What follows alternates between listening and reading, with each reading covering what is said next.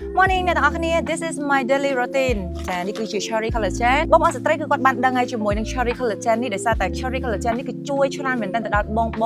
ស្ត្រីដែលគាត់កំពុងតែជួបបញ្ហាហើយជាប្រចាំតែម្ដងគឺខ្ញុំតែងតែញ៉ាំពីកញ្ចប់មុនពេលដែលខ្ញុំញ៉ាំ breakfast ព្រោះដោយសារតែ Cherry Collagen នេះគឺវាជួយច្រើនបញ្ហាអក្សរចាធុំក្លិនលមាស់ផ្សិតហើយមួយវិញទៀតការចំពោះពេលមករដូវគឺជួយបានច្រើនជួយធ្វើឲ្យស្បែកភ្លឺកញ្ចក់ដុសសក់ក៏ដូចជាបំបត្តិការ stress អ្នកដែលគាត់មានអារម្មណ៍ថាតិចឆាប់ stress អញ្ចឹងណាអញ្ចឹងមួយថ្ងៃញ៉ាំតែពីកញ្ចប់ពេលនឹងបង្កើនអារម្មណ៍ស្រស់ស្រាយរបស់បងប្អូនស្ត្រីរបស់យើងនឹងឯងចានេះគឺជាប្រចាំរបស់ខ្ញុំហើយស្រួលញ៉ាំណាបងប្អូនទាំងអស់គ្នាញ៉ាំមួយថ្ងៃតែពីកញ្ចប់អញ្ចឹងទៅ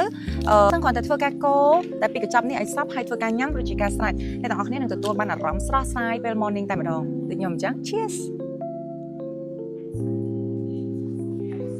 អញ្ចឹងសម្រាប់បងប្អូនស្ត្រីដែលកំពុងតែជួបនៅបញ្ហាទាំងអស់ហ្នឹងកុំភ្លេចណាជាមួយនឹង Cherry Collagen ហើយនៅក្នុងឱកាសពិធីបុណ្យរំទុកនេះ Cherry Collagen ក៏មាន promotion បញ្ចុះតម្លៃរហូតដល់ 13% ចាប់ពីថ្ងៃទី1ដល់ថ្ងៃទី10ខែវិច្ឆិកាឆ្នាំ2025